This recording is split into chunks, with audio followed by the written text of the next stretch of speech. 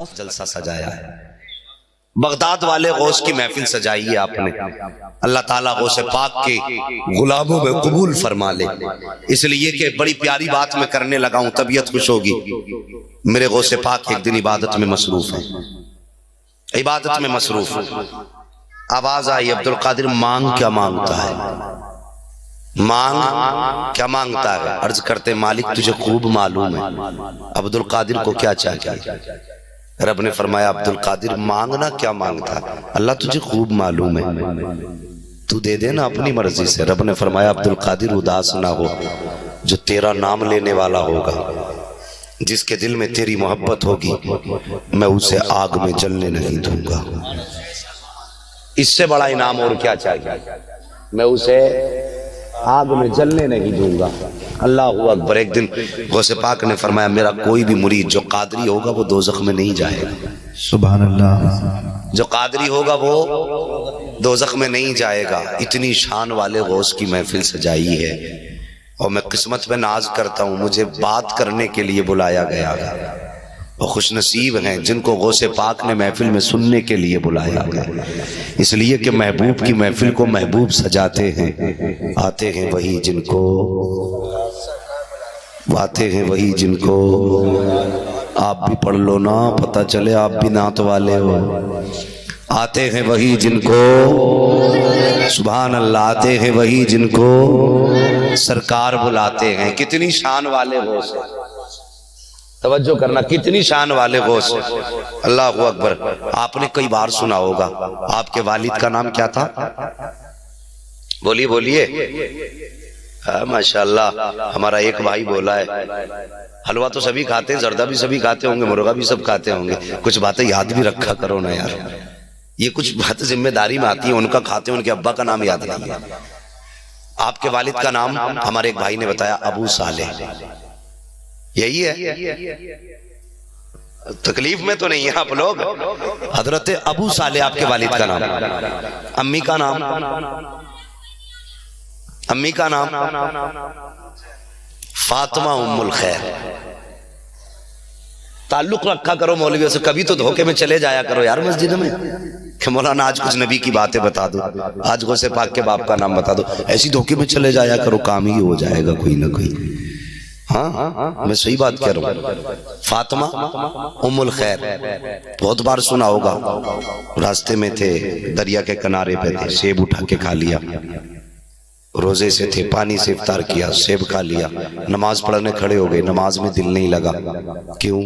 آج سیب بغیر مرضی سے جو کھایا تھا۔ آج مولوی صاحب کے پاس آکے کہتا ہے کیا کریں، دل ہی نہیں کرتا نماز پڑھنے کے لیے، انہوں نے بنا مرضی کے سیب کھایا۔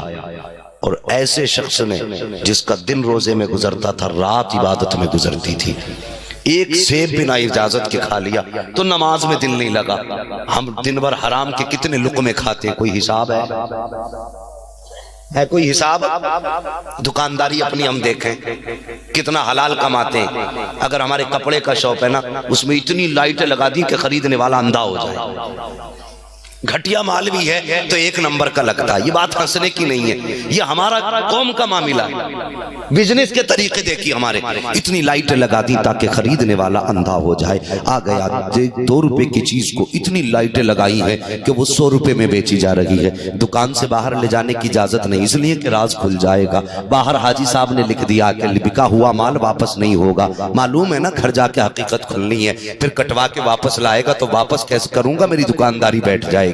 باہر لکھ دیا کہ صاحب یہ بکا ہوا مال واپس نہیں ہونا ہے، اور لائٹوں میں اندھا کر کے کپڑا بیچا ہے، اور دکان پہ ٹائٹل سے لکھا ہے ھذا من فضل ربی، یہ میرے رب کے فضل سے ہے۔ یار ہم کتنے بے وفا ہیں، کبھی اندازہ لگایا اپنے کاروبار کا؟ ہم لوگوں کو دھوکہ دے کے بیچتے ہیں، کہتے ہیں ہم مسلمان ہیں، آنکھیں پھوڑ کے بیچا کرتے ہیں، کہتے ہیں ہم مسلمان ہیں، لوگوں کو دھوکہ دے کر کے آنکھوں میں ان کے مٹی ڈال کے بیچ رہے ہیں، کہتے ہیں ہم مسلمان ہیں۔ آپ مسلمان کا کردار دیکھ، آقا کے غلاموں کا کردار کیا ہے۔ امام اعظم کا کپڑے کا کاروبار ہے، آپ کی دکان تھی کپڑے کی، ایک دن اچانک شام کے وقت میں بادل آ گیا، آپ نے دکان بند کی، گھر جانے لگے۔ کسی نے کہا حضرت ابھی تو شام بھی نہیں ہوئی ہے، اتنی جلدی دکان بند کر کے کیوں جا رہے ہیں؟ آپ نے فرمایا دیکھتے نہیں ہو کہ اندھیرا چھا گیا ہے، میری دکان میں روشنی کا انتظام نہیں ہے۔ کہا حضرت تو کیا ہوا؟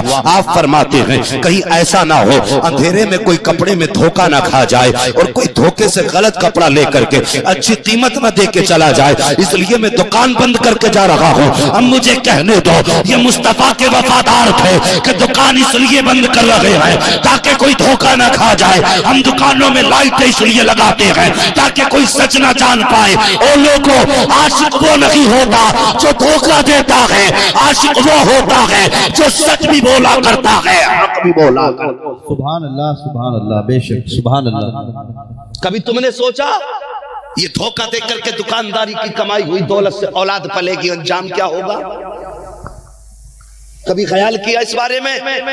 اور بات کیا کر کے کہتے جی سنو، ہاں کہ مولانا جھوٹ نہ بولے تو بزنس میں پیسہ ہی نہیں بچے گا، بزنس ٹھپ ہو جائے گا، اگر جان کر کے کہتے ہو تو کفر ہو جائے گا۔ میرے نبی کا فرمان ہے جھوٹ روزی کو ختم کرتا ہے، اور تم کہتے ہو جھوٹ نہ بولے تو روزی نہیں ملے گی، اگر جانتے ہوئے یہ کہہ دیا تو کفر ہو جائے گا، ورنہ حرام تو ہے۔ فرق کیا ہے ہمارے اندر، کمیاں کیا ہے؟ یار جلسے بہت سنو گے، مولوی بھی بڑے بڑے بلا لوگے، 50-50 ہزار کا مولوی بلا لوگے، 3-3 گھنٹے آپ بیٹھ کے سنتے رہو گے، لیکن میری کڑوی باتیں کچھ سن لو، اس لیے کہ میری تقریر طبع یار کو بے چین کرتی ہے۔ سبب کیا ہے؟ وہی کہتا ہوں جو دل پر گزرتی ہے۔ ایک ہنگامہ محشر ہو تو بھولوں اس کو، سینکڑوں باتوں کا رہ رہ کے خیال آتا ہے۔ کبھی تم نے سوچا ہمیں مصطفیٰ نے سچ کا تحفہ دیا ہے؟ میرے نبی کی بارگاہ میں صحابہ حاضر ہیں، آقا کریم سے صحابہ عرض کرتے ہیں آقا کیا مومن جھوٹ بول سکتا ہے؟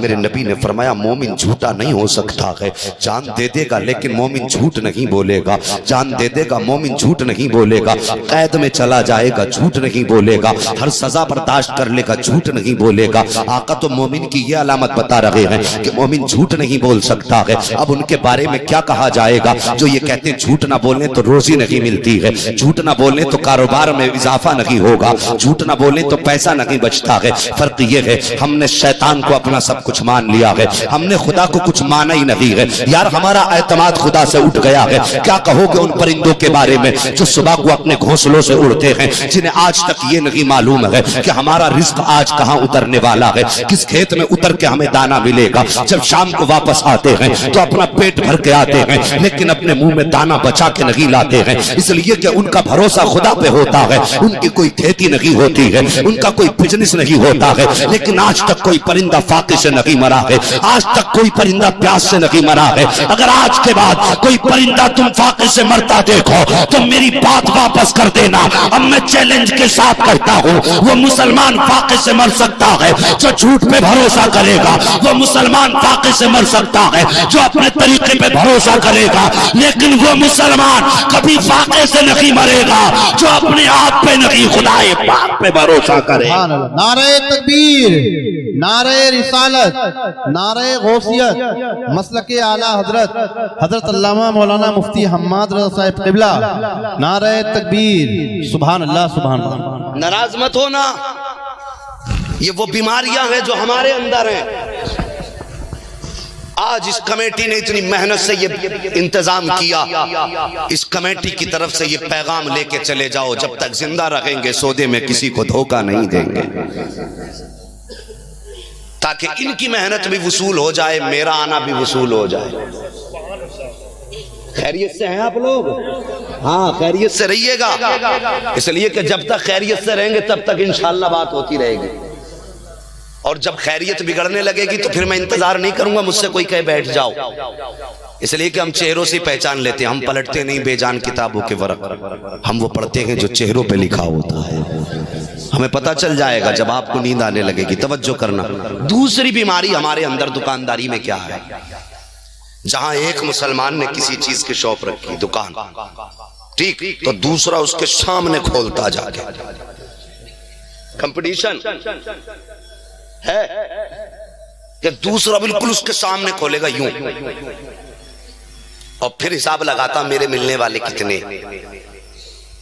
میرے ملنے والے کتنے۔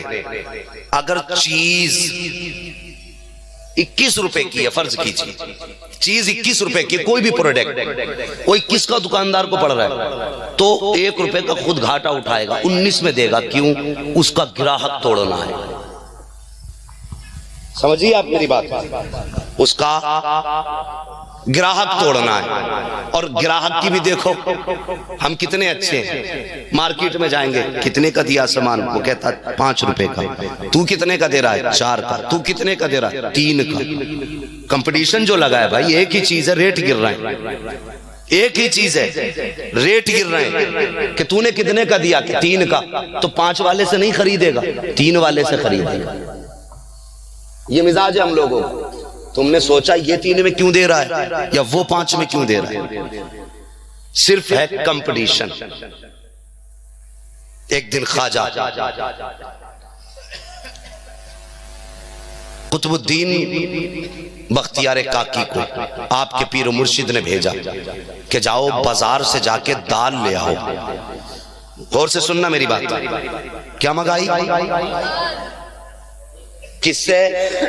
خواجہ قطب الدین بختیار کاکی سے آپ کے پیر و مرشد نے کہا جاؤ دال لے آؤ۔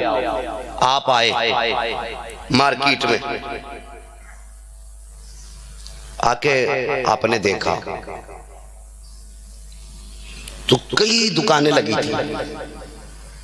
آپ نے پوچھا کتنے کی؟ ایک نے کہا 5 روپے کی 1 چمچ دال، دوسرے نے کہا 4 روپے کی 1 چمچ دال، تیسرے نے کہا 3 روپے کی 1 چمچ دال۔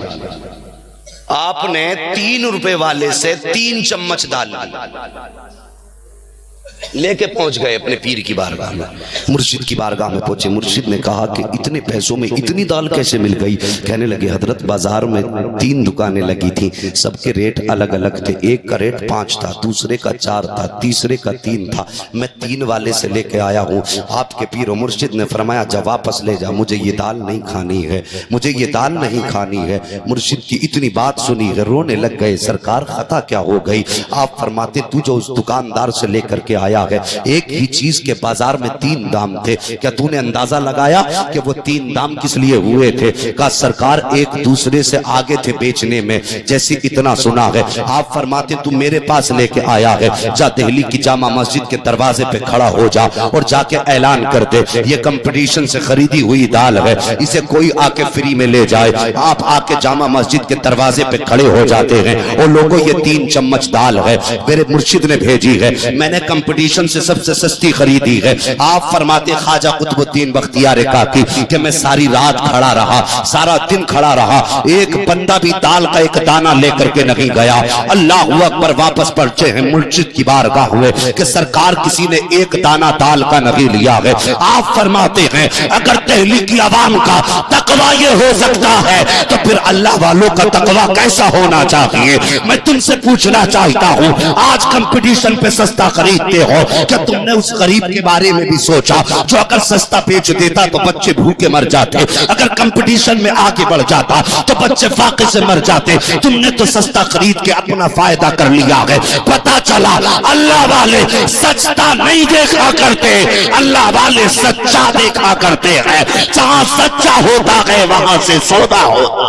سبحان اللہ بے شک، سبحان اللہ۔ یہ طریقے اپناؤ۔ اور کرتے کیا جی؟ دکان بند کر دی، سامنے لگائی دکان کی دکان۔ اور ہم نے مسلمانوں میں ہی دیکھا ہے، جب کوئی دکاندار آتا نا گراہک تو چپکے سے اشارہ کر کے کہتا ادھر آ جا تو۔ یہ میں تم سے پوچھنا چاہتا ہوں، ادھر بھی کلمہ پڑھنے والا، ادھر بھی کلمہ پڑھنے والا، اور وہ ایک دوسرے کے چپکے سے تو میرے پاس آ جا۔ یار یہ ہمارے کردار ہے۔ آج تجھے بتاؤں مصطفیٰ کے غلاموں کے کردار کیسے ہوتے ہیں۔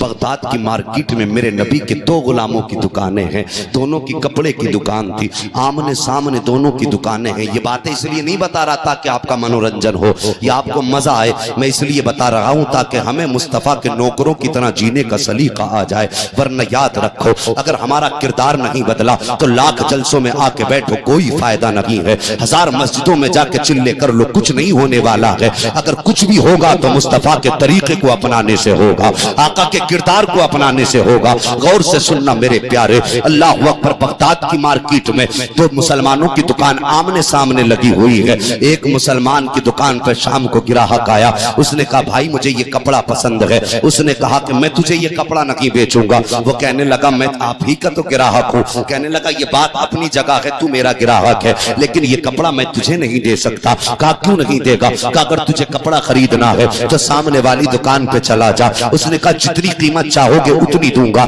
لیکن کپڑا آپ سے لینا ہے. اس نے کہا میں تجھے یہ کپڑا نہیں دوں گا, اگر خریدنا ہے تو سامنے والے دکان پہ چلا جا. اللہ اکبر. جیسی اس نے اتنا سنا ہے, کہتا یار پتا تو صحیح, دنیا کا دستور یہ ہے کہ دنیا اپنی دکانداری زیادہ کرنا چاہتی ہے, لیکن تو ہے کہ مجھے کپڑا نہیں بیچ رہا ہے, دوسرے کی دکان پہ بیچ رہا ہے. اس مصطفیٰ کے نوکر کی آنکھوں میں آنسو آ جاتے ہیں. آقا کا غلام آنکھوں میں آنسو بھر کے کہتا ہے یار تجھے کیا بتاؤں, صبح سے میری دکان پہ اتنے گراہک آئے ہیں کہ میری دکانداری ضرورت کے لائق ہو چکی ہے. جب میں شام کو گھر واپس جاؤں گا اپنے بچوں کے کھانے کا انتظام کر کے لے جا سکتا ہوں, لیکن سامنے جو دکان لگی ہے یہ کسی دشمن کی دکان نہیں ہے, یہ بھی میرے نبی کا کلمہ پڑھنے والے کی دکان ہے. میں نے صبح سے دیکھا ہے کہ اس کی دکان پہ ابھی تک کوئی گراہک نہیں آیا ہے. مجھے یہ خیال آ رہا ہے شام کو میں بھی گھر واپس جاؤں گا, یہ بھی گھر واپس جائے گا, میرے سامنے بھی میرے بچے آئیں گے, مجھ سے بھی پوچھیں گے بابا بازار سے کیا لے کر کے آئے ہو. اس کے سامنے بھی اس کے بچے آئیں گے, اس سے بھی پوچھیں گے بابا کیا لے کر کے آئے ہو. آقا کا نوکر کہتا ہے کہ یار میں اپنے بچوں کے لیے اتنا سامان لے جا سکتا ہوں کہ ان کی خوشی پوری ہو جائے, لیکن یہ جو سامنے میرے نبی کا کلمہ پڑھنے والا ہے اگر یہ خالی ہاتھ جائے گا تو بچوں کا سامنا کیسے کرے گا. جب بچے اس کی کلائی پکڑ کے پوچھیں گے بابا گھر کیا لے کر کے آئے ہو, تو وہ مصطفیٰ کا نوکر کہتا ہے کہ آقا کے اس امتی کا دل ٹوٹ جائے گا. اللہ اکبر. اتنا سننا تھا وہ آنے والا رونے لگ جاتا ہے اور کہتا ہے یار بتا تو صحیح یہ ہمدردی آئی کہاں سے ہے. تو مصطفیٰ کے نوکر نے کہا تھا کہ بات صرف سودا گری کی نہیں ہوتی ہے, بلکہ بات جتنی ہے مدینے کے تاجدار کی بات ہے. میرے آقا نے فرمایا جو کسی کا ٹوٹا ہوا دل جوڑ دے گا اللہ اس کو بنا حساب کے جنت میں داخلہ عطا فرما دے. سبحان اللہ بے شک سبحان اللہ. بات سمجھ میں آ رہی ہے آپ کے؟ اللہ سلامت رکھے آپ کو, لیکن آپ یہ کوشش کیجئے کہ آپ کردار بہتر کریں, کردار بہتر کیجئے, اپنے حالات بدلیے. اللہ اکبر. آج ہم حرام کے لاکھوں روپے نکل جاتے ہیں, ہمیں فرق ہی نہیں پڑتا ہے. یہ ہے کہ نہیں ہمارا مزاج؟ لاکھوں روپے کھا جاتے ہیں. آج غریب سی سکتا ہے, اگر پڑوس میں کسی غریب کا کھیت ہے تو پھر اس کی خیریت نہیں ہے. اگر پڑوس میں کسی غریب کا مکان ہے تو پھل اپنے گھر میں کھاتے ہیں, چھلکے غریب کے آنگن میں پھینکتے ہیں. یار ہم کتنے گئے گزرے ہو گئے, ہمارا کردار کتنا گر چکا ہے. کیا ہم ایسے ہی بنائے گئے تھے یا ہمارا ایسا ہی اخلاق تھا جو آج ہم کر رہے ہیں؟ بدلیے اپنے آپ کو, طریقہ بدلیے. اللہ اکبر. حضرت ابو صالح کی زندگی دیکھیے. سیب کھا لیا, طبیعت نہیں لگی نماز میں. ابو صالح تو نے سیب کھا لیا ہے. پوچھا تو نے سیب کس کے باغ کا تھا؟ یہ سوچ کر کے ذہن میں خیال آیا ابو صالح چل تو دریا کے کنارے کنارے کسی باغ ہی سے تو ٹوٹ کے آیا ہوگا, باغ والے سے جا کے معافی مانگیں گے. چلتے چلتے آپ پہنچے ہیں نا باغ کے قریب. اس باغ کے قریب ایک دربان کھڑا تھا. آپ نے پوچھا اس سے کیا یہ تیرا باغ ہے؟ اس نے کہا نہیں میں تو اس باغ میں نوکر ہوں. کہا پھر باغ کس کا ہے؟ اس نے کہا یہ باغ عبداللہ سومعی کا ہے. کہا وہ کہاں ہے؟ کہا وہ اپنے مکان میں اللہ کی عبادت میں مصروف ہیں. کہا ان سے جا کے کہہ دو کوئی جوان ملنا چاہتا ہے. توجہ سے سننا پیارے بات, بڑی کام کی بات بتانے لگا ہوں. کہا آپ ان سے جا کے کہہ دینا کہ کوئی جوان آپ سے ملاقات کرنا چاہتا ہے. کہا ٹھیک ہے. وہ اندر گیا. کہا حضور کوئی جوان آیا ہے. کہا کام کیا ہے؟ تو اس نوکر نے کہا کہ ہاتھ میں اس کے ہاتھ اٹھے ہوئے ہیں. اس نے یہ کہا کہ میں نے غلطی سے سیب کھا لیا ہے, مجھے اس باغ کے مالک سے معافی مانگنی ہے. اتنا سننا تھا عبداللہ سومعی نے فوراً اپنا بستر چھوڑا ہے, اس مکان سے باہر تشریف لا رہے ہیں. ایسا لگتا تھا کہ جیسے آج بڑے زمانے کے بعد کسی کے انتظار کے بعد کوئی آیا ہے. ایسا لگ رہا تھا کہ عبداللہ سومعی کو اس آنے والے کا ایک زمانے سے انتظار تھا. آپ دروازے سے باہر نکلے ہیں, آ کر کے دیکھا سامنے ابو صالح کھڑے ہیں. جوان کیسے آنا ہوا؟ آنکھ میں آنسو آ گئے. کہنے لگے محترم میں نے آپ کی مرضی کے بغیر باغ کا ایک سیب کھا لیا ہے, اسی کی معافی کے لیے آیا ہوں. اتنا سننا تھا آپ فرماتے ہیں تمہیں میرے باغ میں کچھ دن تک رکھوالی کرنا پڑے پڑے گی. آپ نے کہا مجھے یہ شرط منظور ہے. ایک روایت کے مطابق 7 سال آپ نے باغ کی رکھوالی کی ہے, دوسری روایت کے مطابق 10 سال آپ نے باغ کی رکھوالی کی ہے. اللہ اکبر, آپ نے اتنے دن تک باغ کی رکھوالی کی ہے. جب یہ شرط پوری ہو گئی آ کے کھڑے ہو گئے, حضرت اب تو میری خطا معاف ہو جائے. آپ فرماتے ابھی بھی معاف نہیں ہوگی. کہا پھر کیا کرنا پڑے گا؟ آپ فرماتے تجھے میری بیٹی سے نکاح کرنا پڑے گا. اللہ اکبر, کتنا بڑا فیصلہ تھا. آپ سوچنے لگ جاتے ہیں کیا کرنا ہے ابو صالح, کیا کرنا ہے. پھر خیال آتا ہے ابو صالح نکاح نہیں کرے گا تو یہ خطا معاف نہیں کی جائے گی. اللہ اکبر, آپ نے کہا مجھے یہ شرط منظور ہے. اس کے بعد کہا اب مجھے یہ شرط منظور ہے. پھر عبداللہ سومئی کہتے ہیں جانتے ہو میں جس سے تمہارا نکاح کر رہا ہوں وہ لڑکی کیسی ہے؟ آپ فرماتے ہیں اب پوچھنے کی ضرورت ہی کیا ہے, جب شرط ہے تو مانی جائے گی. آپ فرماتے پھر بھی سن لیجئے, آنکھوں سے اندھی ہے, کانوں سے بہری ہے, پیروں سے لنگڑی ہے, ہاتھوں سے اپاہج ہے, میری بیٹی کچھ بول نہیں سکتی, گونگی ہے. اتنا سننا تھا, آپ کی حالت خراب ہو جاتی ہے, آنکھیں برسنے لگ جاتی ہیں. آپ سوچتے ہیں ابو صالح ایک سیب کھایا ہے اتنی بڑی سزا مل رہی ہے, ایک سیب کھایا ہے اتنا بڑا جرمانہ دینا پڑ رہا ہے. یہ سوچ کر کے رونے لگ جاتے ہیں. عبداللہ سومئی کہتے ہیں ابو صالح ابھی سوچ لو فیصلہ کیا کرنا ہے, تمہیں سیب کی معافی چاہیے یا ایسی بیٹی سے نکاح کرنا ہے؟ عبداللہ سومئی سوچتے ہیں ابو صالح اگر لڑکی اپاہج ہوگی تو زندگی گزر جائے گی, لڑکی گونگی ہوگی تب بھی زندگی گزر جائے گی, لڑکی بہری ہوگی تب بھی زندگی گزر جائے گی, لڑکی اندھی ہوگی تب بھی زندگی گزر جائے گی. مگر پتا تو صحیح اگر قیامت کے دن اللہ نے سیب کا حساب مانگ لیا تو کیا جواب دے گا؟ اتنے خیال کا آنا تھا. کہتے کہ اے بابا مجھے ہر شرط منظور ہے, بس اتنا بتا دے کہ تو نے مجھے معاف کر دیا. کہتے بس اتنا بتاؤ معاف کیا کہ نہیں. اللہ اکبر, کہا میں نے تجھے معاف کر دیا, نکاح کر لے. نکاح ہو گیا, گھر میں گئے, بات تو سب جانتے ہیں. دیکھا وہ تو بالکل جیسا بتایا اس کا الٹا معاملہ ہے. اتنی حسین اتنی معجبین کبھی آپ نے کوئی خاتون دیکھی نہیں تھی. واپس آگے کہنے لگے بزرگ صاحب مجھے لگتا ہے آپ نے دھوکے سے کسی اور مکان میں بھیج دیا. کہ دھوکے سے نہیں, میرا ہی مکان ہے. کہا آپ نے تو کہا تھا اندھی ہے, لیکن وہ تو لڑکی اس کی آنکھیں بھی تھی. آپ نے کہا گونگی, اس نے مجھے سلام کیا ہے. آپ نے کہا لنگڑی, وہ چل کے آئی تھی. آپ نے کہا وہ لولی, اس نے اپنے ہاتھ سے دروازہ کھولا. یہ کیسے ہو سکتا ہے؟ آپ فرماتے ہیں بیٹے تو نے جانا نہیں ہے, میرا کہنے کا مقصد یہ تھا میری بیٹی کی زبان پہ کوئی شریعت کے خلاف جملہ نہیں آیا, اس لیے میں نے بیٹی کو گونگا کہا تھا. میری بیٹی نے کبھی گھر کی 4 دیواری سے باہر قدم نہیں نکالا, اس لیے میں نے بیٹی کو لنگڑا کہا تھا. میری بیٹی نے ہاتھوں سے کوئی ناجائز کام نہیں کیا, اس لیے میں نے بیٹی کو لولی کہا تھا. میری بیٹی کی زبان, میری بیٹی نے کسی غلط چیز کو نہیں دیکھا, اس لیے میں نے اسے اندھا کہا تھا. کوئی غلط بات میری بیٹی کے کانوں کے پردے سے نہیں ٹکرائی ہے, اس لیے میں نے بیٹی کو بہری کہا تھا. اللہ اکبر. اب ابو صالح مسکرانے لگ جاتے ہیں. جیسے ابو صالح مسکراتے ہیں حضرت عبداللہ سومئی فرماتے ہیں بیٹے ابو صالح یہ رشتہ میں نے نہیں کیا ہے, بلکہ یہ رشتہ تو پیدا کرنے والے خدا نے کیا ہے. کہتے کیا معاملہ؟ آپ فرماتے ہیں جب میری بیٹی پیدا ہوئی نا, فاطمہ ام الخیر, نام یاد رہے گا اب کیا نام ہے؟ سارے بول دو, فاطمہ ام الخیر. کہتے ہیں جب یہ بیٹی پیدا ہوئی نا میری, میں نے اس کی پرورش کی اور میں نے اس کے قدم دیکھے نا, میں سوچنے لگا اللہ اتنی پارسا بیٹی دی ہے, اس کا جوڑا کہاں سے آئے گا. کہ میں نے یہ سوچا تھا اتنے میں کسی نے غیب سے آواز دے کے کہا تھا عبداللہ سومئی اداس نہ ہو, بیٹی کو بھی ہم نے پیدا کیا ہے, اس کے لیے ایک تیرے لیے ایک بیٹا بھی پیدا کیا ہے. اللہ ملے گا کہاں کا, پریشان نہ ہو, تیرے باغ میں خود آئے گا, تیرے باغ میں خود آئے گا. آئے گا کیوں؟ ہم بھیجیں گے. تو یہ باغ میں سیب کا ٹوٹنا بہانہ تھا.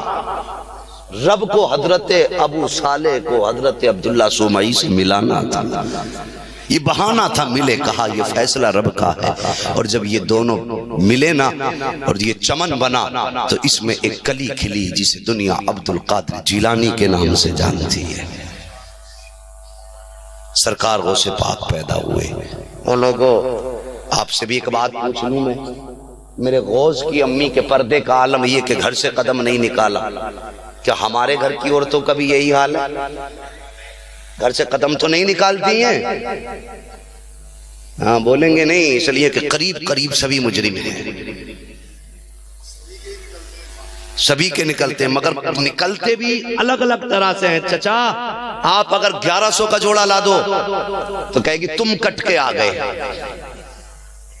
یہ اپنی مرضی سے 11,000 کا لے آئے گی تو کہے گی بہت سستا لائی، اس لیے کہ اگر آپ کے سودے کی تعریف کر دی تو کلی جانے نہیں ملے۔ اور قوم کی بیٹیوں، دنیا ہمارے لیے سب کچھ نہیں ہے، آخرت ہمارے لیے سب کچھ ہے۔ تمہیں بھی تو سیدہ فاطمہ الزہرا کا سامنا کرنا ہے۔ کوئی تیاری کی ہے تم نے کوئی تیاری کی ہے آخرت کے لیے؟ شادی میں جانے کے لیے 10-10 ہزار کے جوڑے پہن لیتی ہو، ایمانداری سے بتانا 10 ہزار کا سوٹ پہن کے کبھی اللہ کو 2 رکعت نماز شکرانے کی ادا کی؟ کبھی خیال آیا اللہ تو نے اتنا قیمتی لباس دیا، آج تیری بارگاہ میں 2 رکعت نماز پڑھوں گی؟ کبھی خیال نہیں آتا۔ اللہ نے اتنا اچھا پہنایا، تمہیں تو خیال نہ آیا۔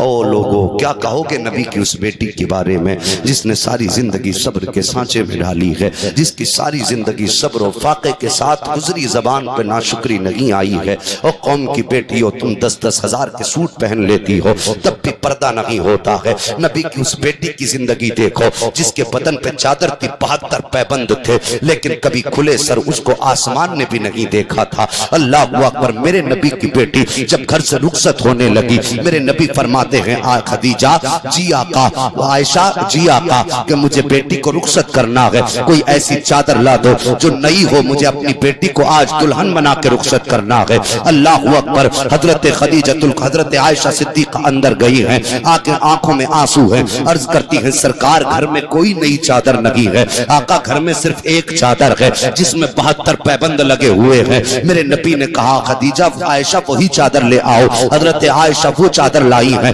میرے نبی نے چادر دیکھی ہے، دیکھ کے آنکھوں میں آنسو آ جاتے ہیں۔ سرکار نے بیٹی کے سر پہ 72 پیبندوں والی، 72 پیبندوں والی جتنے پیبند تھے 17 پیبندوں والی کہہ لو، 17 پیبندوں والی چادر آپ نے بیٹی کے سر پہ رکھی ہے۔ حضرت فاطمہ الزہرا رونے لگ جاتی ہیں۔ اللہ کے پیغمبر کی آنکھ میں آنسو آئے، سرکار فرماتے ہیں فاطمہ رونے کی وجہ کیا ہے؟ کیا آج اپنی غربت پہ آنسو بہا رہی ہو یا آج اس چادر کی وجہ سے رو رہی ہو؟ حضرت فاطمہ الزہرا کا جواب سنو، آپ کہتی ہیں ابا جی کیا بتاؤں، آج جب رخصتی کا وقت آیا ہے تو مجھے امی خدیجہ الکبریٰ کی یاد آ گئی ہے، آج مجھے اپنی ماں خدیجہ کی یاد آئی ہے۔ میرے نبی نے بیٹی کے سر پہ دست شفقت رکھا اور ارشاد فرماتے ہیں اے فاطمہ، جب خدیجہ دنیا سے گئی تھی تو مجھ سے کہا تھا پیغمبر میری بیٹی اب تمہارے حوالے ہے، میری بیٹی کو ماں کا پیار بھی دینا ہے، باپ کا پیار بھی دینا ہے۔ اے بیٹی ساری زندگی میں نے تجھے خدیجہ کا پیار بھی دیا ہے، باپ کا پیار بھی میں نے دیا ہے، اے میری شہزادی اداس نہ ہو۔ سرکار نے بیٹی کے سر پہ ہاتھ رکھا اور اگلا جملہ سنو، آقا فرماتے ہیں فاطمہ دل تھوڑا مت کرنا، یہ 17 پیبند والی چادر آج تو میرے ہاتھ سے لے کے راضی ہو جا، قیامت کے دن جنت کی سرداری کا تاج اپنے ہاتھ سے پہنایا جائے۔ یہ نبی نے بیٹی کو رخصت کرتے وقت تعلیم دی۔ میرا الگ مزاج ہے تھوڑا سا، میں بات بھی کرتا ہوں تو چاہتا ہوں اس میں تھوڑی نصیحت ہو جائے۔ تکلیف تو نہیں ہو رہی ہے آپ کو؟ ذرا بولو مچل کے یا رسول اللہ، اللہ سلامت رکھے آپ کو۔ یہ میرے نبی کی تعلیم ہے۔ اور ایک بات اور کہتا چلوں پیارے، غور سے سننا، ایک بات اور کہہ دوں، کل میں اور آج میں فرق دیکھیے۔ کل میرے نبی نے بیٹی کو رخصت کیا، فرمایا فاطمہ جی بابا، فاطمہ جی بابا، ساری زندگی باپ کے دروازے پہ تو نے صبر سے زندگی گزاری ہے، یاد رکھنا علی کے دروازے پہ جا کے کوئی سوال مت کر دے۔ کیا تعلیم میرے نبی دے رہے ہیں۔ اور بیٹیوں تم بھی ذرا غور سے سننا، اور جوانوں تم بھی میری بات کو غور سے سننا۔ فرمایا علی کے دروازے پہ جا کے تو سوال مت کر دینا۔ اور آج اگر بیٹی کو باپ رخصت کرتا تو کیا کہتا معلوم ہے؟ بیٹی جا فون نمبر ساتھ لے کے چلی جا، اگر کوئی پریشان کرے فون کر دینا۔ یہی ہوتا نا، فون کر دینا، آ کے اینٹ سے اینٹ بجا دیں گے۔ یار تم نے بیٹی کو رخصت کیا یا جنگ کا اعلان کیا، کیا مزاج ہم لوگوں کا ہو گیا؟ ہم کہتے بیٹی فون کر دینا، اللہ اکبر، میرے نبی نے فرمایا فاطمہ علی کے دروازے پہ جا تو رہی ہو لیکن کوئی سوال علی سے مت کر دینا۔ اتنا ارشاد فرمایا، سیدہ رخصت ہو کر حضرت علی کے دروازے پر آئی ہیں، 3 دن گزر گئے ہیں، سیدہ کا چہرہ زرد ہونے لگا، ہاتھ پیر کانپنے لگے۔ ایک دن علی فرماتے ہیں فاطمہ کیا معاملہ ہے، چہرے پہ زردی ہے، بدن پہ کمزوری کے آثار ہیں، فاطمہ بتاؤ تو صحیح، آخر طبیعت تو ٹھیک ہے تمہاری؟ سیدہ کہتی ہیں علی کیا بتاؤں، کیا پوچھنا چاہتے ہو؟ کہا فاطمہ بتاؤ تو صحیح، یہ چہرے پہ کمزوری کس لیے ہے؟ سیدہ فاطمہ الزہرا کہتی ہیں علی جب سے آپ کے دروازے پہ آئی ہوں آج 3 دن ہو گئے ہیں، میں نے روٹی کا ایک ٹکڑا تک نہیں کھایا ہے، اللہ اکبر، ایک لقمہ نہیں کھایا ہے۔ حضرت علی فرماتے ہیں فاطمہ کیوں نہیں کھایا؟ عرض کرتی ہے اے میرے سرتاج، اے میرے شوہر، جب سے میں آئی ہوں مجھے گھر کے اندر روٹی کا ٹکڑا نظر نہیں آیا، اس لیے میں نے ایک لقمہ بھی نہیں کھایا۔ حضرت علی کی آنکھیں برسنے لگ جاتی ہیں۔ مولا علی فرماتے ہیں فاطمہ کم سے کم علی سے کہہ تو دیا ہوتا، میں روٹی کا انتظام کر دیتا۔ جیسی اتنا جملہ میرے مولا علی نے فرمایا ہے، سیدہ کی آنکھیں برسنے لگ گئی۔ آپ کہتی ہیں علی آپ کو کیا بتاؤں، جب میں گھر سے چلی تھی میرے باپ نے کہا تھا فاطمہ علی سے سوال مت کر دینا۔ اے علی اگر آج سوال کر دیتی تو قیامت میں خدا اور اس کے مصطفیٰ کو چہرہ کیسے دکھائے؟ یہ ہوتی ہیں بیٹیاں، 5 منٹ جلسہ سنے اٹھ کے بھاگ گئے، بن گئے جنتی۔ کون ٹھیکیدار آتا تمہیں ایک بار میں جنت دینے والا؟ میرے بھی سامنے لاؤ، مجھے بھی جنت چاہیے۔ قوم کا مزاج بگاڑ کے رکھ دیا، 10 منٹ بیٹھ جاؤ جنتی ہو جاؤ گے۔ جنت کا تیرے باپ کی ہے؟ جنت ہے رسول پاک کی، اور جنت اسے ملے گی جسے مصطفیٰ چاہے۔ کان کھول کے سن لیجئے، تمہیں نبی کی محفل میں 1 گھنٹہ بیٹھنا گوارا نہیں ہے، پھر 50,000 برس کے برابر والے دن شفاعت کس سے مانگنے جاؤ؟ مزاج قوم کا بگڑتا جا رہا ہے۔ ایک بار بیٹھیں گے ہو گئے جنتی۔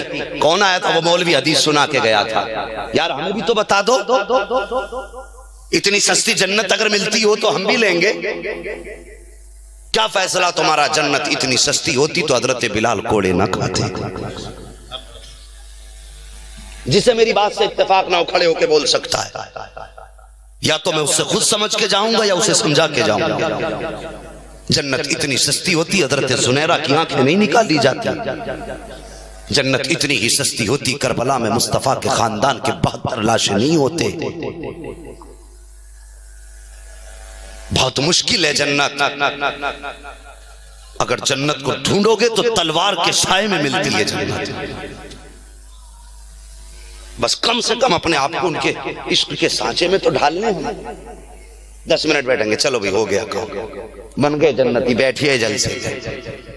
اللہ کے بندے ذرا غور کر، تجھے صرف پیسے دیکھتے ہوئے نبی نہیں دیکھتے، تجھے اٹھ کے جاتے ہوئے بھی نبی دیکھ رہے ہیں۔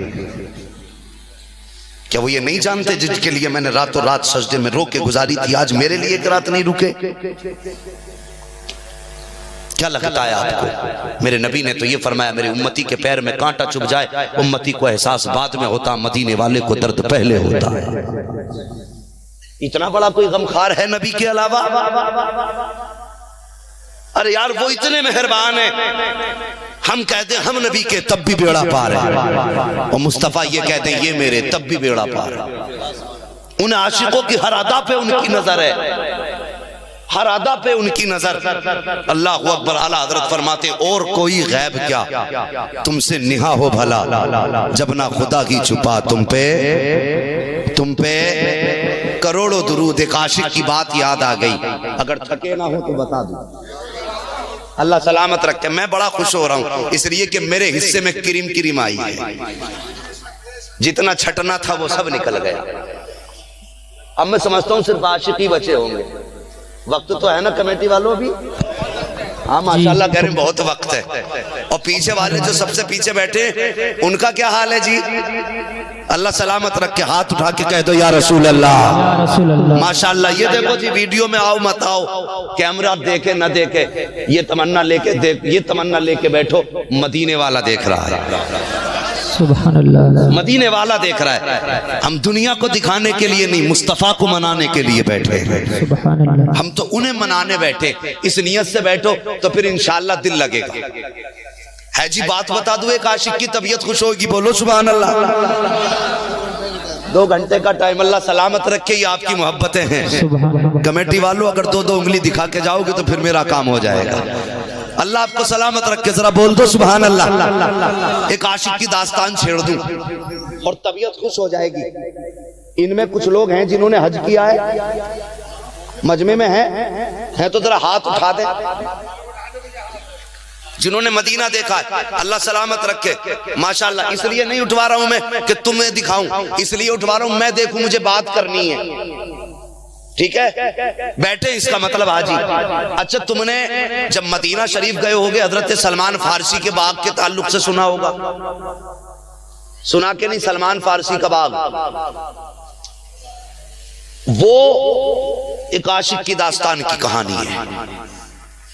یہ تو سنا ہوگا مدینے میں بنا گٹھلی کی کھجور ملتی تھی، کھائی بھی ہوگی. اب تو لوگ آپریشن کر کے گٹھلی نکال دیتے، اس لیے کہ وہ باغ وہابیوں نے کاٹ دیا. یہ بات سن لیجئے، گٹھلی آپریشن کر کے نکال دیتے ہیں. جو باغ تھا اصلی بنا گٹھلی کی کھجوروں کا وہ وہابیوں نے کاٹ دیا. کیوں؟ سننی جاتے تھے اسے چومتے تھے. کیوں چومتے تھے؟ میرے مصطفیٰ نے اپنے ہاتھوں سے لگایا تھا. ہے اس باغ کی ایک کہانی سنا دی. کمیٹی والوں توجہ آپ کی بھی چاہیے. مجھے لگنا چاہیے آپ نعت نہیں تقریر بھی سننا جانتے ہو، کیونکہ بات تو نبی کی ہوگی نا، لہجے میں ہو یا باتوں میں ہو. مٹھاس تو برابر آنی ہے نا. کیوں حضرت خیریت ہے؟ ہاں بس دعائیں چاہیے ممبر والوں کی. ماشاءاللہ. بول دو ذرا سبحان اللہ. میرے نبی دیوان اپنے عاشقوں پہ کتنی نظر رکھتے ہیں اور کتنا گہرا تعلق ہے. آقا کی انجمن صحابہ کی ایسے سجی، سامنے صحابہ بیٹھے. بہت غور سے سننا. سامنے صحابہ بیٹھے، ان میں سرکار کا ایک بوڑھا صحابی ہے، داڑھی کے بال سفید، سر کے بال سفید. اچانک آقا کو دیکھتے دیکھتے آقا کا وہ غلام رونے لگ گیا. کیا کمی ہوگی اس محفل میں جہاں سامنے وہ بیٹھا جس کے صدقے میں کائنات بنی ہے. وہ کتنی مبارک آنکھیں ہوں گی جو محبوب کا چہرہ تکتی ہوں گی. کتنی مبارک آنکھیں ہوں گی. صحابہ دیکھ رہے ہیں. ایک صحابی بیٹھے بیٹھے رونے لگ گئے. رونے لگے نا. میرے نبی کی نظر کرم اٹھ گئی. وہ پیغمبر جو جانوروں کو روتا ہوا نہیں دیکھ سکتا، وہ صحابی کو کیسے روتا ہوا دیکھ سکتا ہے؟ بات سمجھ میں آئے گی تو بولیں گے سبحان اللہ. وہ صحابی کو کیسے روتے ہوئے دیکھ سکتا؟ میرے نبی نے فرمایا سلمان جی آقا کا میرے بوڑھے صحابی رونے کی وجہ کیا ہے؟ عرض کرتے ہیں سرکار کیا بتاؤں، کتنے بازاروں میں بکا ہوں. جب سے میں نے اپنے پادری سے سنا تھا کہ نبی آخر الزمان کے آنے کا وقت آ گیا ہے اور وہ اتنی شان والا پیغمبر ہوگا کہ جو اس کو منا لے گا وہ رب کو منا لے گا، جس سے وہ راضی ہو جائے گا اس سے رب بھی راضی ہو جائے گا. آقا جب سے میں نے یہ سنا نا مجھے دھن تھی میں آپ کے قدموں تک پہنچ جاؤں. آقا میں جس پادری کے پاس رہتا تھا میں چرچ میں اس کی خدمت کرتا رہا. جب اس کی موت کا وقت آیا میں نے اس سے کہا مجھے پتا میں کس کے دروازے جاؤں جو مجھے محمد کی چوکھٹ تک پہنچا دے. اس نے دوسرے پادری کی طرف بھیجا. میں اس کے پاس گیا. اس سے میں نے پوچھا جب اس کی موت کا وقت آیا میں نے کہا تو بتا اب کہاں جاؤں. اس نے مجھے تیسرے شہر کی طرف روانہ کیا. آقا جب میں اس شہر کی طرف چلا مجھے لوگوں نے پکڑ لیا. پکڑنے کے بعد غلام بنا کے بازاروں میں بیچا. آقا میں آپ کی محبت میں بکتا رہا. کتنے شہروں میں بکا ہوں, کتنی گلیوں میں سودا ہوا ہے, لیکن دماغ میں صرف ایک خمار تھا, اللہ کوئی ایسا دن آئے کہ بیچنے والا یہاں کا ہو, خریدنے والا مصطفیٰ کے شہر کا ہو, خریدنے والا مصطفیٰ کے شہر کا ہو. آقا اس امید پہ بازاروں میں بکتا رہا. بکتے بکتے ایک دن شہر مدینہ آ گیا. مجھے پتا چلا کہ آخری پیغمبر ہجرت کر کے اسی مدینے میں آئیں گے. سرکار جب آپ ہجرت کر کے آئے اس وقت میں کھجور کے باغ میں موجود تھا. مجھے پتا چلا کہ آپ آ گئے ہو تو آقا میں آ گیا اور آپ نے غلامی میں لے لیا. لیکن احساس اس بات کا ہے آقا کل مجھے جس یہودی نے خریدا تھا آج بھی اس کا غلام ہوں. آقا دل پہ آپ کا قبضہ ہے, میری جان پہ اس کا قبضہ ہے. سرکار بس اس خیال نے رلا دیا ہے آقا کہیں اسی کی غلامی میں تو دنیا سے نہ چلا جاؤں آقا میرا دل چاہتا تھا کہ میری جان پہ بھی آپ کا قبضہ ہو میرے ایمان پہ بھی آپ کا قبضہ ہو سرکار مجھے اس کی غلامی سے آزاد ہونے کی تمنا ہے میرے نبی نے اتنا سنا ہے ارشاد فرماتے ہیں جا سلمان اپنے مالک کے پاس چلا جا اس سے جا کے پوچھ کر وہ تجھے بیچے گا اتنا سلمان فارسی نے سنا ہے آنکھیں برسنے لگ گئی رو کے کہتے ہیں آقا مجھ بوڑھے کو کون خریدے گا میرا تو کوئی خریدار بھی نہیں ہے مصطفیٰ مسکرا کے فرماتے ہیں سلمان جس کا کوئی خریدار نہیں اس کا مدینے والا خریدار سبحان اللہ سبحان اللہ جس کا کوئی خریدار نہیں اس کا مدینے والا خریدار ہے سبحان مدینے والا خریدار ہے اتنا جملہ کہا میرے نبی نے کہا جا کے پوچھ تو 70 سال کے بوڑھے کی چال کیا ہوتی ہے کیسی ہوتی ہے دیکھا ہوگا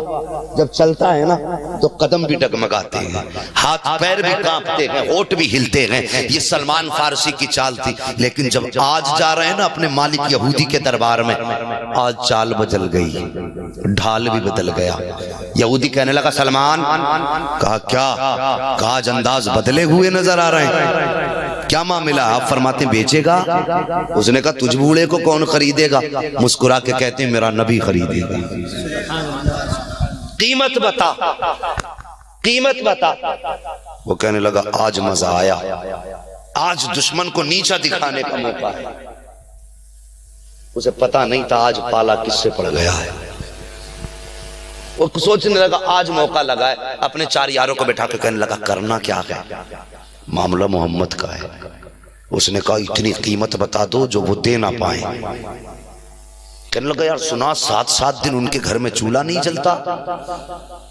کئی دن کا فاقہ ہوتا ہے کہنے لگا ہاں تبھی تو مزہ آئے گا قیمت بڑھا کے بتانا تاکہ محمد نہ دے پائیں انہیں پتہ نہیں تھا میرے نبی کی شان کا معاملہ تو یہ ہے مالک کے کونین ہیں کو پاس کچھ رکھتے نہیں 2 جہاں کی نعمتیں ہیں ان کے خالی ہاتھ میں آج سودا کس سے ہو رہا ہے یہودی کہتا جا اپنے نبی سے جا کے کہتے اگر تجھے خریدنا چاہتے ہیں تو مجھے 250 گرام سونا چاہیے 250 گرام سونا چاہیے اور مجھے اس نے کہا کہ 2.5 کلو چاندی چاہیے اور 100 پیڑ کھجوروں کے چاہیے اور کھجور کے پیڑ بھی ایسے ہوں جن پہ پھل لگا ہو وہ بھی پکا ہو پتا تھا کہ یہ موسم کھجوروں کا نہیں ہے لیکن پھر بھی اتنی بڑی شرط لگائی اور کہتا سلمان کہا ہاں اور یہ بھی کہہ دینا 7 دن کے اندر اتنا سامان چاہیے اگر 7 دن میں یہ قیمت نہیں دی گئی تو تم آزاد نہیں ہوگے سلمان نے گردن جھکائی ہے آقا کی مسجد میں تشریف لائے نماز ادا کی مصطفیٰ فرماتے ہیں سلمان پوچھا مالک سے کتنی قیمت لگائی ہے کہتے ہیں آقا ہاں کہا بتاؤ کتنی قیمت لگائی ہے عرض کرتے ہیں سرکار قیمت تو بہت لگائی ہے کہا بتا تو صحیح کتنی قیمت لگائی ہے اب جو سمجھدار ہوں گے انشاءاللہ چپ نہیں بیٹھیں گے اللہ سلامت رکھے آپ کو کہا قیمت کتنی لگائی ہے سلمان کہتے ہیں 250 گرام سونا مانگا ہے 2.5 کلو چاندی مانگی ہے 100 پیڑ کھجوروں کے مانگے ہیں وہ بھی ایسے جن پہ کھجور لگے ہوں وہ بھی پکے ہوئے ہونے چاہیے آقا موسم بھی نہیں ہے اور وقت 7 دن کا دیا ہے میرے مصطفیٰ مسکرا کے کہتے ہیں سلمان بس اتنی سی قیمت لگائی ہے سبحان اللہ اللہ تمہاری سماعت سلامت رکھے سبحان اللہ بڑے اچھے لوگوں میں بول رہا ہوں طبیعت خوش ہو گئی نعرہ تکبیر نعرہ رسالت نعرہ حیدری نعرہ غوثیت فیضان شہدی و رضا خطیب ہندوستان حماد رجا صاحب قبلہ نعرہ تکبیر سبحان اللہ ماشاءاللہ میرے آقا نے کیا فرمایا بس اتنی سی قیمت آقا جی وہ تو ٹھیک ہے نا قیمت تو کم ہے لیکن وقت بھی بہت کم رکھا اس نے کتنا کہا 7 دن فرمایا چیزیں کتنی ہیں کہا 3 دن کتنے 7 مصطفیٰ فرماتے 4 دن تو پھر بھی زیادہ ہے نا 4 دن تو زیادہ ہے نا حضرت سلمان مسکرانے لگ گئے اللہ اکبر 1 دن گزرا 2 دن گزرا 3 دن جب گزر گئے نا 4تھا دن آیا آقا کی بارگاہ میں نماز پڑھ کے بیٹھ گئے میرے مصطفیٰ کا چہرہ دیکھ رہے ہیں آقا فرماتے ہیں سلمان خیریت تو ہے نا عرض کرتے ہیں سرکار باقی تو خیریت ہے دن 3 بچے ہیں آقا باقی تو خیریت ہے دن 3 بچے ہیں ابھی ایک بھی قیمت نہیں دی گئی ہے میرے نبی فرماتے پریشان کیوں ہوتا ہے اتنے میں ایک صحابی آئے ایک انڈا لے کر کے آقا کی بارگاہ میں پیش کیا سرکار فرماتے سلمان چل تیرا کام آج ہی کر دیتے ہیں فرمایا اللہ دامن پھیلا سلمان فارسی نے یوں میرے پاس کچھ بھی نہیں تھا تو نے سب کچھ مکہ سے کمایا ہے تو ہمارا مال ہم تو لے جانے نہیں دیں گے. انہوں نے آدھی جائیداد لکھ کر کے دے دی مکہ والوں کو مفت میں. میری آدھی جائیداد لے لو اور مجھے جانے دے دو. آدھی جائیداد انہوں نے لے لی اور اس کے بعد حضرت صہیب رومی رضی اللہ تعالیٰ عنہ نکلنے لگے. گنڈے مکہ کے پھر بیچ راستے میں آئے, پکڑ لیے, ان کو مارنا شروع کیا. ان کو جگہ جگہ سے مارا کہ ناک ان کی پھٹ گئی. ان کی آدھی جائیداد ابھی مکہ میں باقی تھی. حضرت صہیب رومی رضی اللہ تعالیٰ عنہ نے یہاں تک کہ وہ اپنی باقی آدھی جائیداد بھی جو کئی سالوں میں انہوں نے کمائی تھی, مکہ والوں سے کہا کہ یہ بھی میں نے دے دیا, اس پر میرا کوئی حق نہیں, بس مجھے قدم رسول میں بیٹھنا مل جائے. اتنا ہی نہیں, مکہ والوں نے ان کے جسم پر موجود کپڑے بھی اتار دیے, کپڑے پھاڑ دیے, اور وہ صرف 2 چادروں میں مدینہ طیبہ تشریف لائے. میرے آقا صلی اللہ تعالیٰ علیہ وسلم کی بارگاہ میں رہے, اصحاب صفہ کے ساتھ بیٹھتے رہے, اور میرے آقا صلی اللہ تعالیٰ علیہ وسلم کی بارگاہ میں جو کچھ بھی آتا تھا وہ حضور ان صحابہ پر صدقہ کرتے, اسی پر گزر بسر ہوتا تھا. حضرت صہیب رومی رضی اللہ تعالیٰ عنہ زندگی بھر کبھی واپس مکہ کی وہ جائیداد لینے کے لیے نہیں گئے کہ میری کروڑوں کی جائیداد تھی میں واپس جا کر کے لے لوں, ناحق انہوں نے میری جائیدادوں پر قبضہ کیا ہے, نہیں گئے. عزیزان گرامی, اس طرح سے حضرت عبداللہ ذوالبجادین رضی اللہ تعالیٰ عنہ, ایک صحابی عبداللہ ذوالبجادین, ان کے ساتھ بھی یہی ہوا. یہ نوجوان تھے, حسین و جمیل تھے, اور جب یہ نکلنے لگے تو ان کے ساتھ بھی ایسا ہی ہوا کہ ان کو ان کے ماں باپ نے, ان کے گھر والوں نے اتنا مارا, ان کے جسم سے کپڑے نکال دیے. اور یہ میرے آقا صلی اللہ تعالیٰ علیہ وسلم کی بارگاہ میں پہنچے. اللہ کے نبی صلی اللہ تعالیٰ علیہ وسلم نے اپنی چادر عنایت کی اور اسی میں وہ زندگی گزارتے رہے. حضرت عبداللہ ذوالبجادین, بجادین, بجاد کہتے ہیں چادر کو, 2 چادریں پہن کر کے وہ پوری زندگی گزارتے رہے, پوری زندگی بھر, یہاں تک کہ مقام تبوک آیا. جب جنگ تبوک ہونے لگی, عبداللہ ذوالبجادین کہنے لگے یا رسول اللہ صلی اللہ علیہ وسلم صرف میرے لیے دعا کریں, اللہ مجھے شہادت کی موت عطا کرے, بس میری ایک ہی خواہش ہے. میرے آقا صلی اللہ علیہ وسلم نے فرمایا عبداللہ اگر اب تیری راستے میں بھی موت آئے تو تجھے شہید ہی کہا جائے گا, تجھے شہادت کی موت ہوگی. ہوا ایسی ہی, تبوک کے راستے میں جب گئے ان کو تیز بخار آیا حضرت عبداللہ ذوالبجادین کو. اسی رات حضرت عبداللہ ذوالبجادین کی بخار کی گرمی اتنی بڑی کہ میرے آقا صلی اللہ تعالیٰ علیہ وسلم سفر میں ہیں. سفر کی حالت میں میرے آقا ان کے پاس آئے, ان کا سر لے کر کے اپنی گود میں رکھا. یہ عبداللہ ذوالبجادین ہے. وہ کہتے ہیں یا رسول اللہ صلی اللہ علیہ وسلم مجھے ایسا لگتا ہے میری زندگی کی لمحات کم ہو گئے, مگر یہ سر رکھنے کے لمحات طویل ہو جاتے تو کیا اچھا ہوتا. اللہ کے نبی صلی اللہ علیہ وسلم ان کا سر اپنے زانوں پر رکھے ہیں, اور اسی اثنا میں وہ میرے آقا کے چہرے کو دیکھتے رہے, ان کی روح نکل گئی. حضرت ابو بکر اس میں تھے, حضرت عمر تھے وہاں پر, حضرت عباس تھے. یہ صحابہ دیکھ کر رشک کرنے لگے. عبداللہ ذوالبجادین یہ واحد صحابی ہے جس نے حضور کی گود میں دم توڑا ہے. میرے آقا صلی اللہ تعالیٰ علیہ وسلم کے زانو اقدس پر اتنا ہی نہیں, رسول کریم صلی اللہ تعالیٰ علیہ وسلم نے فرمایا اس کو کفن کوئی اور نہیں دے گا, میں دوں گا. اللہ کے نبی صلی اللہ تعالیٰ علیہ وسلم نے اپنا لباس, اپنا تہبند اور اپنی چادر نکالی اور انہی 2 چادروں میں عبداللہ کو کفنایا اور کہا جب یہ میرے پاس آیا تھا تو اس کے گھر والوں نے کپڑے چھینے تھے, آج میں اسے کپڑے پہناتا ہوں. اور اسی کفن میں جب ملبوس کیا, اللہ کے نبی صلی اللہ تعالیٰ علیہ وسلم قبر پاک میں خود اترے اور اپنے سینے سے ان کو لگا کر نیچے اتارا. یہ عبداللہ ذوالبجادین رضی اللہ تعالیٰ, اس وقت صحابہ رشک کر رہے تھے. حضرت عمر کہتے ہیں کاش اس وقت میری موت ہوئی ہوتی. اللہ کے نبی صلی اللہ تعالیٰ علیہ وسلم نے ان کو جس انداز میں قبر پاک میں اتارا, عزیزان گرامی 1-2 صحابی نہیں ہیں جنہوں نے اس راستے پر مشقتیں اٹھائی, محنتیں کی, اور اتنی مشقتیں, اللہ کی پناہ اتنی مشقتیں. ایک صحابی حضرت خبیب, اللہ اکبر, ان کا تذکرہ آتا ہے رونگٹے کھڑے ہو جاتے ہیں. حضور اکرم صلی اللہ تعالیٰ علیہ وسلم نے 3 صحابہ کو ایک مہم پر بھیجا تھا، یہ تینوں گرفتار ہو گئے. 10 صحابہ تھے اس میں سے، ان میں سے یہ 3 گرفتار ہوئے. اس میں حضرت خبیب بھی تھے. یہ مکہ والوں نے ہی انہیں گرفتار کیا تھا. گرفتار کرنے کے بعد ان کو ایک جگہ قید میں رکھا. کتنے دن تک؟ تقریباً 10 دن تک قید میں رکھا. کھانا نہیں دیتے تھے، پانی نہیں دیتے تھے. ہم کربلا کے واقعات سنتے ہیں میرے عزیزو، صحابہ کے یہ جانثاریاں کیوں نہیں سنتے جن کے ساتھ سخت ترین اذیتیں اس زمانے کے ظالموں نے کی. حضرت خبیب کو 10 دن کے بعد نکالا. دعوت عام ہوئی، مکہ والے جمع ہوئے. حضرت خبیب کو انہوں نے آخری دن سولی پر چڑھانے کا طے کر لیا تھا. سولی تیار کی گئی، لیکن کافروں نے اتنا ہی نہیں کیا. حضرت خبیب کو اس کھوٹے پر باندھا گیا جس پر سولی دینی تھی.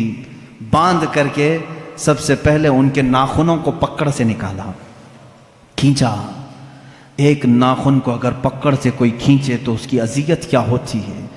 مسلح کیا ان کے جسم کا، ان کے کان کاٹے، ان کی آنکھ میں سلائیاں پھیرتیں، لوہے کی گرم سلائیاں ان کی آنکھوں میں پھیری. ناک کاٹ دی گئی، ہونٹ کاٹے گئے. یہاں تک کہ ایک ظالم قریب میں آ کر کے ان کے پیٹ میں ایسا نیزہ مارا کہ جس سے ان کا کلیجہ دکھنے لگا. پیٹ کے باہر کلیجہ لٹکنے لگا. اس حد تک ان کو اذیت دی گئی. سولی پر ابھی نہیں چڑھایا گیا تھا. اس وقت ایک مجمع جمع تھا حضرت خبیب کو مارنے کے لیے. کسی نے کہا اے خبیب کاش تیری جگہ محمد ہوتے. سب کٹ گیا ہے. جلال میں آتے ہیں کہتے ہیں ظالموں تم کہتے ہو میری جگہ محمد تھے، میرے جسم کے ٹکڑے ہو جائیں میں ان کے قدموں میں کانٹا چبھنا بھی گوارا نہیں کروں گا. میں نہیں دیکھ سکتا کہ میرے نبی کے تلووں میں کانٹا بھی چبھ جائے. لو میرے جسم کے اور ٹکڑے لو. انہیں کٹے ہونٹوں کے ساتھ بولنے لگے. ایک عورت آئی، کہا ہے مکہ والوں ہمارا نظام تو ہے کسی کو قتل کرتے ہیں تو آخری خواہش پوچھتے ہیں، جب کسی کو پھانسی دیتے ہیں تو اس کی آخری خواہش پوچھتے ہیں. اس نیم کو، اس روایت کو مت توڑو. اگرچہ یہ دین چھوڑے ہوئے لوگ ہیں، ان کی بھی آخری خواہش پوچھ لو.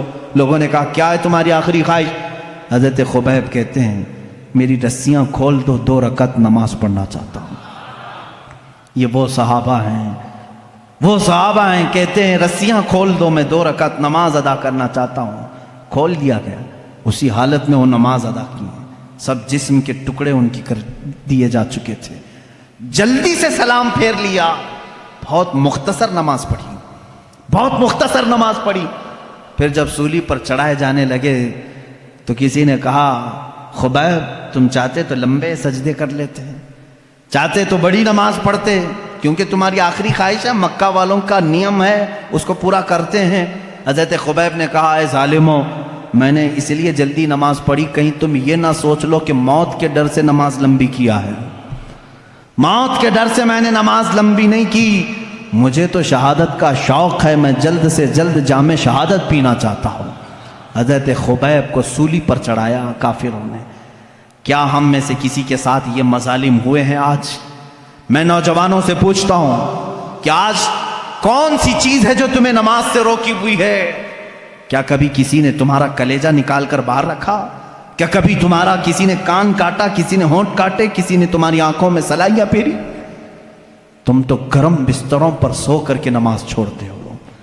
مؤذن صدائیں دیتا رہتا ہے، باوجود تمہیں آواز آنے کے تم مسجد کی طرف آنا نہیں چاہتے. آج لوگوں کی سستی اور کاہلی یہاں تک لے آئی ہے. میرا مولا دن میں تمہیں 10 مرتبہ یہ آواز دیتا ہے حی علی الفلاح، کامیابی کی طرف آ جاؤ. تم میں سے کوئی اس کی طرف کان نہیں دھرنا چاہتا. یاد رکھنا قیامت کے دن یہ سب صحابہ بھی میرے نبی کی فہرست، میرے نبی کی جماعت میں ہوں گے، اور اس وقت ہم کیا چہرہ لے کر کے ان کے سامنے کھڑے رہیں گے. اگر ہم سے سوال ہو، ہم سولی پر چڑھ کر کے بھی نماز نہیں چھوڑنا چاہتے. ہماری آخری خواہش پوچھی جاتی تو ہم سجدہ پسند کرتے. اے بندے تجھے کیا ہوا تھا؟ تجھے اللہ نے اچھی صحت بھی دی تھی، تجھے طاقت بھی دی تھی، دولت بھی دی تھی اور آزادی بھی دیا تھا. یہاں تمہارے سروں پر تلواریں نہیں ناچ رہی ہیں کہ تمہیں نماز سے روکا گیا ہو. اس کے باوجود تم خوشی خوشی نماز چھوڑتے تھے، تم چاہ کر کے نماز چھوڑتے تھے. ان صحابہ کو جواب دینے کے لیے کسی کے پاس آج ہمارے پاس ہے تیاری؟ اگر نہیں ہے تو میرے عزیزوں نمازوں کی طرف توجہ کرو. یہ وہ صحابہ ہیں رضوان اللہ تعالیٰ علیہ مجمعین جن کے واقعات پڑھتے پڑھتے ہمارے جسم کے رونگٹے کھڑے ہو جاتے ہیں، ہمارے جسم کی کپ کپی چھوٹ جاتی ہے. انہوں نے کسی موقع پر بھی دین کو نہیں بیچا. ایک جوان صحابی عبداللہ بن حذافہ سہمی رضی اللہ تعالیٰ عنہ، یہ رومی لشکر میں ایک بار جنگ میں گئے تھے. روم، ملک روم، وہاں کے سپاہیوں نے ان کو قید کر دیا اور عیسائی بادشاہ کے پاس لے کر آ گئے. جوان ہیں، غالباً ان کی عمر 22-23 سال کی ہے. بہت سارے مسلمان بھی قیدی تھے، ان کو بھی پکڑ کے لائے. یہ بہت حسین و جمیل تھے، بہت بہادر تھے. نوجوانوں سنو، بادشاہ کے پاس قیدی بن کر کے آئے. بادشاہ نے کہا تو اپنا پرانا دین چھوڑ، میرے دین میں آ جا، میں تجھے اپنا سپاہی بناتا ہوں، وزیر بناتا ہوں. کہا اتنی ہلکی دولت کے لیے اتنا بڑا سودا ہرگز نہیں ہو سکے گا. ہم دین کو اتنی ہلکی دولت پر نہیں بیچ سکتے. بادشاہ نے سختیاں کرنا شروع کی، یہاں تک کہ بادشاہ کے سامنے ایک بڑے دیگ میں تیل رکھا گیا اور کھولایا گیا، گرم کیا گیا. ایک مسلمان قیدی کو لا کر کے اس میں ڈال دیا بادشاہ نے، وہ تیل میں جل گئے. عبداللہ بن حذافہ کو کہا گیا دیکھ تیرے ساتھ بھی ہم وہی کریں گے، اگر تو دین کو قبول کر لیتا ہے تو ٹھیک ہے. وہاں ان کے پاس رخصت تھی، شریعت نے یہ اجازت دی تھی تھوڑی دیر کے لیے اگر چاہو دل سے ایمان نہ نکالو، زبان سے کہہ دیا ہوتا تو جان بچتی. لیکن ان صحابہ نے رخصت پر کبھی عمل نہیں کی، وہ عزیمت پر عمل کرتے رہے. کہا اس تیل میں جانے سے مجھے کوئی گھبراہٹ نہیں، مجھے تو جہنم کا خوف لگتا ہے، مجھے تو جہنم کا خوف ہے، اس تیل کا کوئی ڈر نہیں. بادشاہ نے دیکھا یہ ٹس سے مس نہیں ہوتا، کچھ بھی نہیں کرتا. آخری میں بادشاہ نے کہا تو ایک بار میرے سامنے سجدہ کر لے، میری تعظیم کر لے، میں تجھے چھوڑ دوں گا. کہا یہ ناممکن بات ہے، ناممکن ہے، میں ایک ہی خدا کو سجدہ کرتا ہوں، میں تو اپنے نبی محمد صلی اللہ علیہ وسلم کو سجدہ نہیں کرتا، تو تجھے کیسے سجدہ کروں. نوجوان صحابی کا ایمان دیکھیں بادشاہ کے محل میں کھڑے ہو کر، جب ان کی آزمائش کا وقت تھا، اور اللہ کہاں سے کیسے بچانا ہے یہ وہ بہتر جانتا ہے. اخیر میں بادشاہ نے کہا ایسا نوجوان میں نے اپنی زندگی میں نہیں دیکھا، زندگی میں نہیں دیکھا. وہ عیسائی بادشاہ تھا. لاسٹ میں اس نے صرف اتنی بات کہی، اس نوجوان کو دیکھتے ہی یہ کہاں تک ڈٹا رہتا ہے. اخیر میں اس نے یہ آپشن دیا کہ ایک بار تو میری پیشانی کو چوم لے، میں تجھے چھوڑ دوں گا. کہا میرے سارے ساتھی مسلمانوں کو، کہا سب کو چھوڑ دوں گا. حضرت عبداللہ بن حذافہ نے کہا ایک بار پیشانی چوم لینے سے کیا ہے. وہ گئے اور اس کی پیشانی کو چوما، اور بادشاہ نے صرف اتنی بات پر ان کو بھی آزاد کیا، پورے مسلمان قیدیوں کو بھی آزاد کیا. جب وہ مدینہ لوٹ آئے حضرت عمر فاروق رضی اللہ تعالیٰ عنہ کو یہ واقعہ سنانے لگے. حضرت عمر اپنے خلافت کے تخت سے اتر آئے، کہا اے عبداللہ لاؤ تمہارا ماتھا میں چومتا ہوں. یہ وہ لوگ ہیں جو دین کو کہیں بیچنے نہیں جاتے تھے، کہیں دین کا سمجھوتا کرنے نہیں جاتے تھے. آج منافقین کی بہت لمبی ایک جماعت تیار ہو رہی ہے، حکومتوں کا تیور دیکھ کر کے جو بدل جاتے ہیں یہ منافق. ان سے اپنے دامن کو بچائے رکھو. جنہوں نے ہماری مسجدیں بیچ دیں، جنہوں نے ہمارے عبادت گاہیں بیچ دیں چند سکوں پر، چند ٹکوں پر، یہ وہ لوگ ہیں جو آخرت کا سودا کر چکے ہیں دنیا کے بدلے. میرے عزیزوں صرف نام مسلمان رکھ لینا کافی نہیں ہے. مسلمان وہ ہے جو اپنا سب کچھ اللہ اور اس کے رسول کے لیے بیچ دیتا ہے، اپنی جان تک وہ قربان کرتا ہے. صحابہ کی باتیں آج مجھے کہنا اس لیے بھی ضروری تھا کہ اگر ہم ان کے تذکرے نہ سنائیں تو کیا پہاڑی چوہوں کے واقعات سناؤں آپ کے سامنے، بھیڑ بکریوں کے واقعات سناؤں، لومڑی کتے کے واقعات سناؤں جو آج بہت سارے سیلیبس کی کتابوں میں بھرے ہوئے ہیں. اپنے بچوں کو اگر واقعات سناؤ تو بلال حبشی کے سناؤ کہ یہ کبھی نہ ڈرے. اگر اپنے بچوں کو سناؤ واقعات تو حضرت خبیب کے واقعات سناؤ، حضرت سلمان فارسی رضی اللہ تعالیٰ عنہ کے سناؤ کہ جنہوں نے پوری زندگی تلاش رسول میں ختم کر دی تھی. جانتے ہیں یہ 3 بار بکے ہیں حضرت سلمان فارسی پہلے مجوسی باپ کے بیٹے تھے، آگ کی پوجا کرتا تھا ان کا باپ، وہ عیسائیوں کو دیکھ کر کے ان کو اچھا لگا، عیسائی بن گئے، ملک شام میں عیسائی بن کر رہے، پوری تعلیم حاصل کی، لیکن وہ اچھے عیسائیوں کے شاگرد تھے، ایمان والے۔ ہر عیسائی ان سے کہتا تھا اے سلمان، وہ آخری رسول کے آنے کا وقت قریب ہے، اگر تیری زندگی میں آ جائے تو ان پر ایمان لانا۔ حضرت سلمان فارسی اس انتظار میں سالوں گزار گئے، ملک شام کے کئی علاقوں میں، پھر عراق میں رہے، پھر اس کے بعد عرب سے ایک قافلہ آیا تھا تجارت کا، ان سے پوچھے عرب میں کوئی ایسی زمین ہے جہاں جھنڈ کے جھنڈ کھجوروں کے درخت ہیں؟ اس نے کہا ہاں یہ یثرب ہے۔ حضرت سلمان نے کہا کیا تم مجھے وہاں لے جا سکتے ہو؟ اس لیے کہ میں نے اپنی کتابوں میں پڑھا ہے آخری رسول اسی زمین میں آنے والا ہے۔ وہ لے کر کے آیا عرب، لیکن یہاں لا کر کے ایک یہودی کے ہاتھ میں بیچ دیا، آزاد آدمی کو لا کر بیچ دیا، مدینے کا ایک یہودی، وہ غلام بنا کر کے رکھا، یہاں تک کہ رسول کریم صلی اللہ تعالیٰ علیہ وسلم کے آنے کی جس وقت خبر ہوئی مدینے میں، حضرت سلمان فارسی درخت کے اوپر بیٹھے ہوئے تھے کھجور کے، اور کھجور کا درخت کافی لمبا ہوتا ہے، کھجوروں کی صفائی کر رہے تھے، ان کا آقا اور